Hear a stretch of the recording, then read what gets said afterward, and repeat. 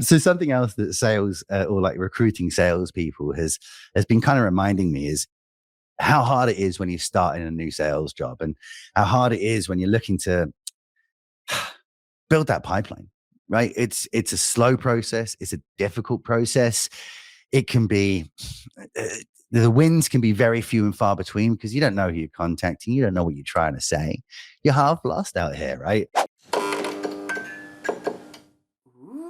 But it's the same. It is this same mentality, and it's a little easier maybe when you just start a job because you're all full of piss and vinegar, and you got a bunch of like hope and you're not jaded yet.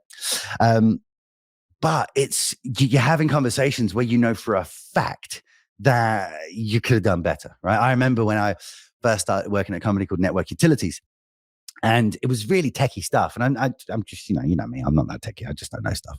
It's as simple as that. Um, but I was talking to like CTOs and really techie people about the most technical stuff that they could put into their network. I know for a fact that, the first 3 months, the conversations I was having, I probably lost out on some deals. I probably didn't know what I was saying. I probably didn't actually say what the benefits of the product was. I may not have even said the right name of the product. I don't know. I'm not good at tech. But I look back on that, and when I was 6 months in, I'd look back and cringe and be like, "Oh, I remember when I said this, and what I should have said was that," or et cetera, et cetera. But after 6 months, I had a better chat. After a year, I knew what I was talking about. 2 years in, I could get it done, right? Now, not to say that I didn't have any success for 24 months.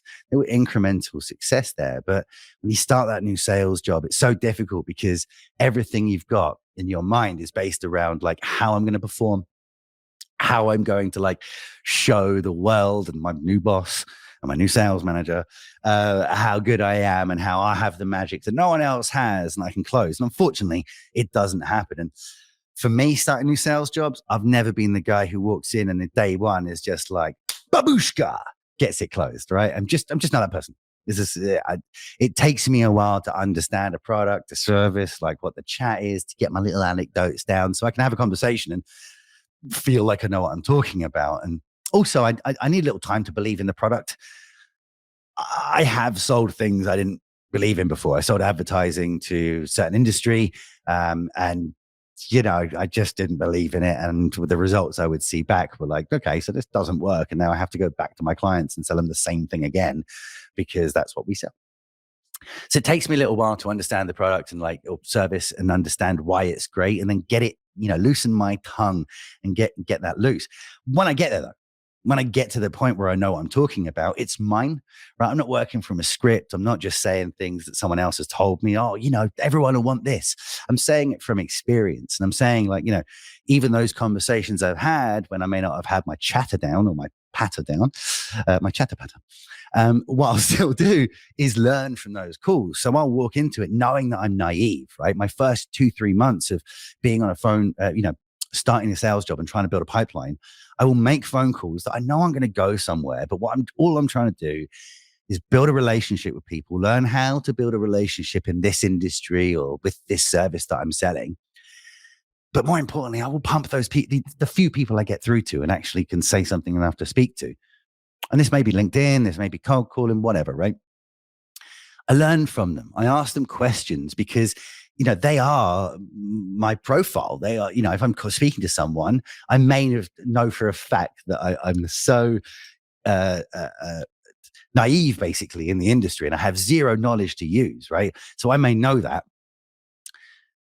And I know I'm not going to sell to that person, but what I can do is I can find out information from them, right? I can find out what makes them tick, what might be useful to them, and just get that win of having a conversation, right? Of just having a conversation out there, talking in business and not just like, hi, it's Jay calling for, see you later. So that is for me what those first few months are about. And unfortunately, that is also the worst time for you to be saying that I'm going to have conversations where I don't think I'm going to sell, because those are the months when all the eyes are right on you, right? Everyone's staring right at you. And we know, what did you close today? How's your pipeline? How's your pipeline? How's your pipeline? Sales, unfortunately, is about having a confidence to turn around and be like, my pipeline is growing. I have nothing. And I was the first person to say, when I used to have to forecast, I was the first person to say, like, I have nothing. I have nothing, Michelle. Sorry, nothing. but I'm going to find something. That's the only way I'll be able to finish out that sentence is that I may have nothing today. I'm going to go and find something. So I'm hoping that the people we find have that same bravery, have the ability to, spend time crafting their own kind of patter, spend time getting themselves together so that they know how they can say it. And obviously everyone's going to, people are going to try and steal some information from myself. How did I get out there? And that is, the first thing you have to do when you start a new sales job is find whoever's the best, the best performer. How do you do it? I'm going to take everything from you now. But what's the next step from that? The next step is crafting that into your own message. So for me, some of the ways I go about that is, and I know you hate it, right? I know you hate it, but role play. You got to role play, right? And role play with someone who's a dickhead, okay? Because I'm always terrible as a role player. Tony, my business partner, right? You role play with him, he's going to be the worst call you've ever taken. But why not have that? Why not do a role play and have it so bad in a safe environment that you're never going to experience that actually on a call? Why not go through that and be like, okay, that sucked. Can we go nicer now, Tony? Right? Can we be a bit easier on me and try it again? Right? So I'm a huge fan of trying that out because I really think that allows people to solidify bits of talk in their brain after having a conversation, especially having a conversation when you're under fire and it's kind of hectic and people are shooting random questions at you, not necessarily the next thing that would be on a script, because that never happens.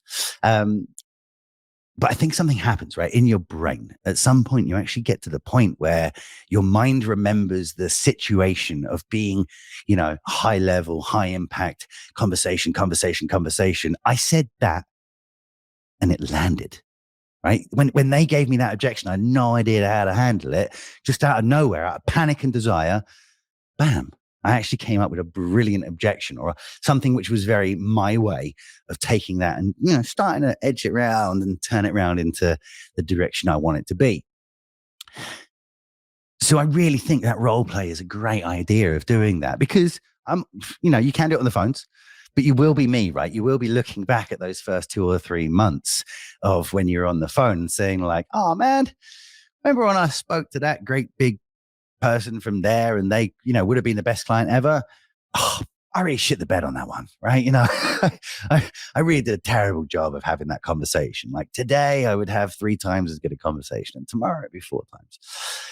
So loosen your tongue internally, kick it around. And another reason we want 2 people is I want them to try and do this to each other. I want 2 people who don't know anything to ask questions, because one of the things we find a lot when we're going out to businesses and talking about content creation is that we tend to have to educate some people within the business. It's a new thing, right? Social selling, content creation.